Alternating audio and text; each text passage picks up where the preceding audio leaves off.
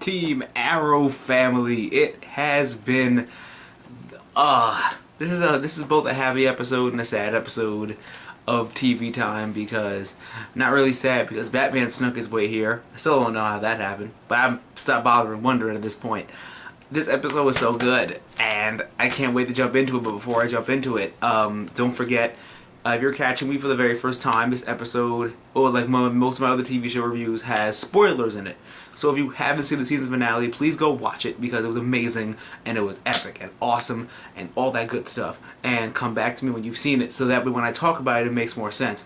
Or if you just love the way I talk about it and haven't seen it and you don't mind spoilers, then continue on. But let's just jump right into the Arrow Season 2 season finale, Unthinkable. Let's just go right into it because I loved it and I can't wait to talk about it, and I can't wait for your guys' responses down in the comment section.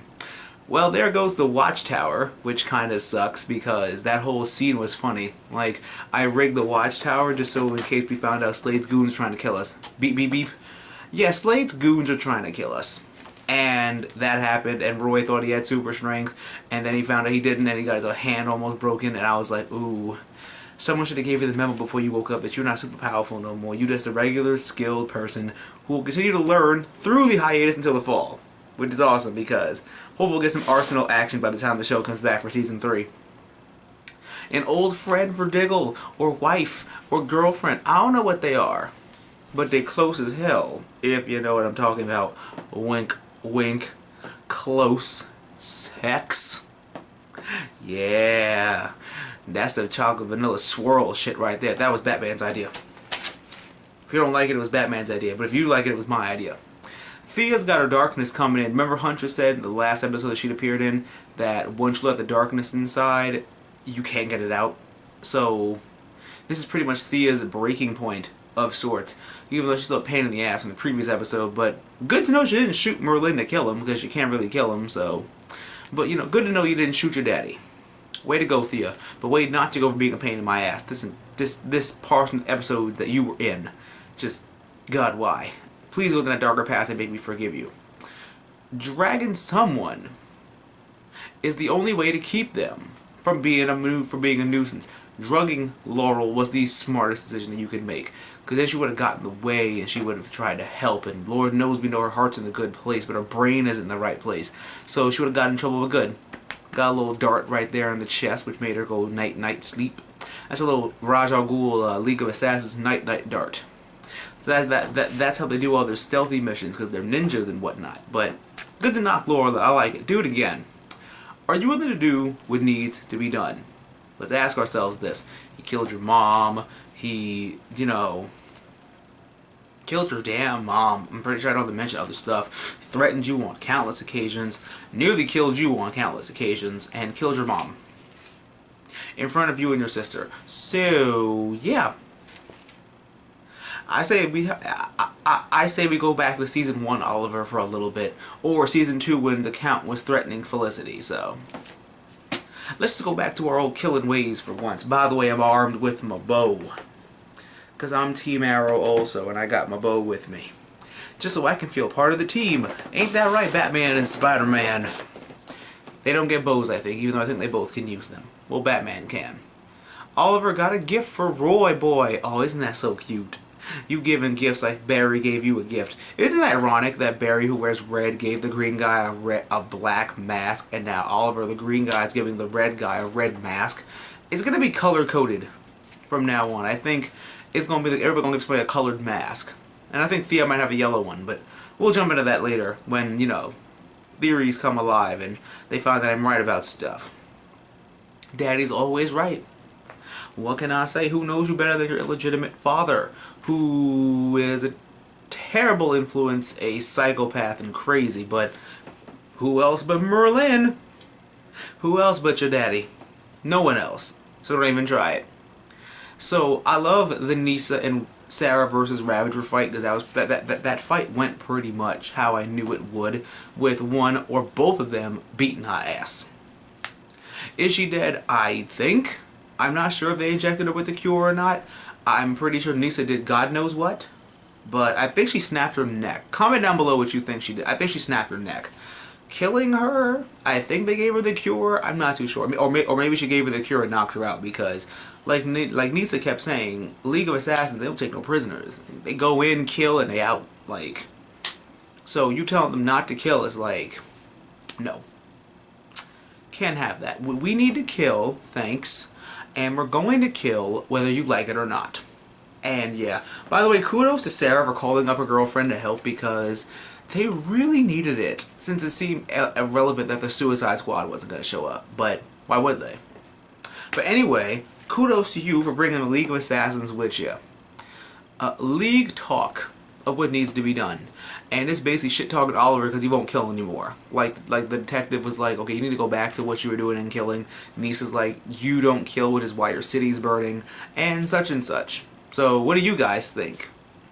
Would you go back to being Season 1 Oliver? Would you keep this not killing thing alive in you until something else happens to someone else you love and then you'll have no choice but to?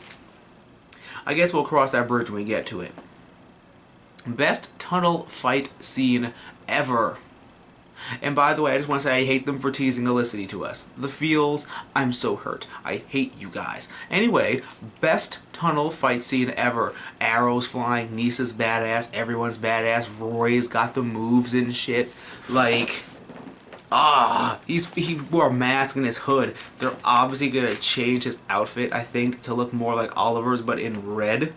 So I really can't wait for that. And Colton Haynes is amazing. I love that guy. I would love to meet him one day and just shake his hand and call him Arsenal and, you know, give him a hug because he's badass and I love him to death. Thumbs up for Colton Haynes. So, yeah, that Sarah got separated, which honestly, me and my friend were talking about that. Like, once the island ends, what else are they going to do for flashbacks?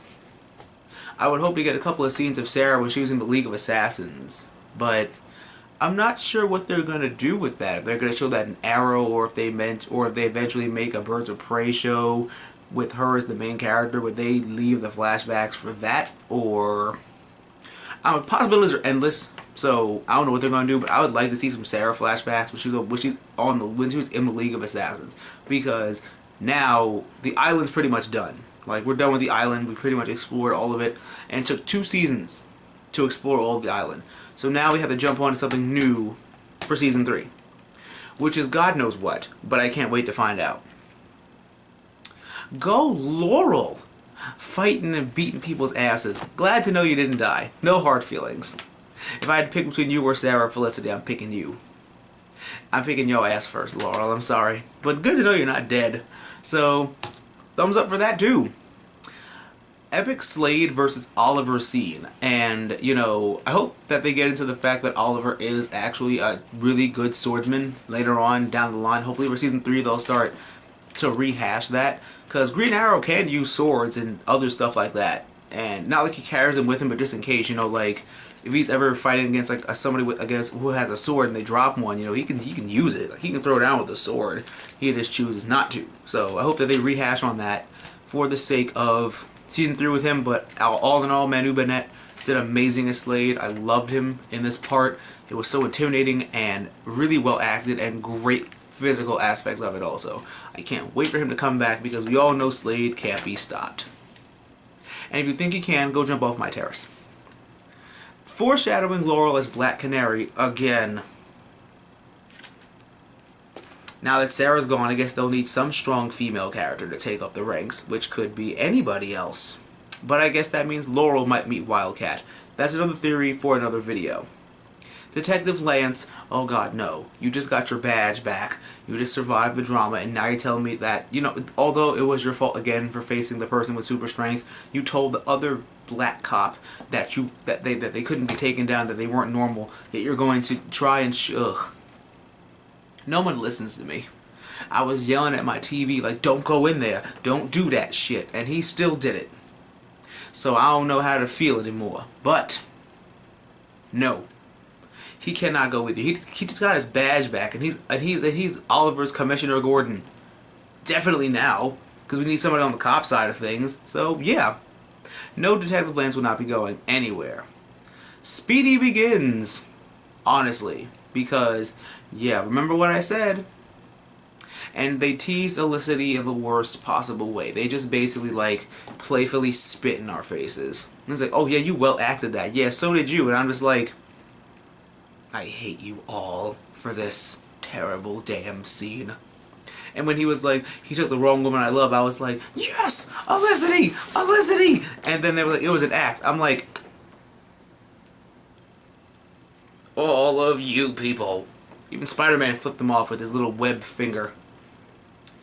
Yeah, new flashbacks open up new possibilities, and he already knew Amanda Waller, and they're in Hong Kong. So this could possibly explain a lot of stuff, like why the Triad was after him in Season 1, and it could possibly open the door for other flashbacks of things. So I can't wait for that. But this was Arrow, Season 2. This was the season finale, so unfortunately TV time must end, which really sucks because I loved covering the show with you guys. But don't worry. Until it comes back in the fall, you guys know that I will be back with my theories and my other kinds of videos I do revolving around Arrow. Comment down below what you want me to talk about, and I will do my best to talk about it. But let's jump right into our comment questions of the day. Comment question of the number 1 is, what do you think about Thea's dark path? Remember what I said about what Huntress said, but once you let the darkness inside, there's no coming back. So, do you think she's going to go down the dark road as Speedy? I had already made a Thea Speedy video. I'm going to put the link down below for you guys, just so you guys can see it. But, yeah, I think they're going to let her go down this path. Either be Speedy or Artemis. I don't think Tigress is really her style, maybe. One of those 3 characters. I'm hoping for Speedy, though. Because then she'll have a redeeming factor, and then she'll come back on the team, and then she'll be like blah blah blah, and Oliver won't let her do stuff. But like I said, I'm hoping for one of those 3. Who do you think Thea would become between Tigress, Artemis, and Speedy? Comment down below what you think. Comment question number 2, what did you think of the season finale? And comment question number 3 is, what do you expect from season 3? And just a bonus question for you guys, please comment down below what you want me to talk about, whether it's my season 3 theories or characters or that type of stuff, and I will make a video of it. Because Roberto told me to make a video about the DC shared universe, and damn if I didn't make one because he wanted me to. So big shout out to him, and anyone else that has questions about anything, please let me know. I loved this journey with you guys. I didn't watch Arrow season 1 on time until Dark Hunter told me to watch it, but I wanted to watch it in bulk. So I caught up on season 1. I pretty much like ran through the whole thing like a couple of days, and I'm really glad I did before season 2 happened, because I thought to myself, hey, I like comic book stuff and Arrow's a really good show, so why not review it for you guys? And you guys have done so much to support me and all that within my Arrow videos, and I really appreciate you guys, and I'm glad to have caught and watched the show with you all. I can't wait for season 3. I can't wait to research and make more theories and videos, and I just want to thank you guys so much. You guys are amazing people, but thank you so much again. And don't forget to give me a big thumbs up, comment, rate, subscribe, and share with all your awesome friends. I'll be back next season for more Arrow. I'll be back next season for a lot of the TV shows I watch.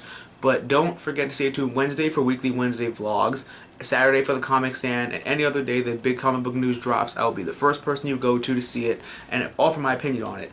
Always remember, guys, through good times and bad times in life, always remember to geek out and enjoy your lives and enjoy yourselves. I'm going to catch you guys next time with more great weekly content.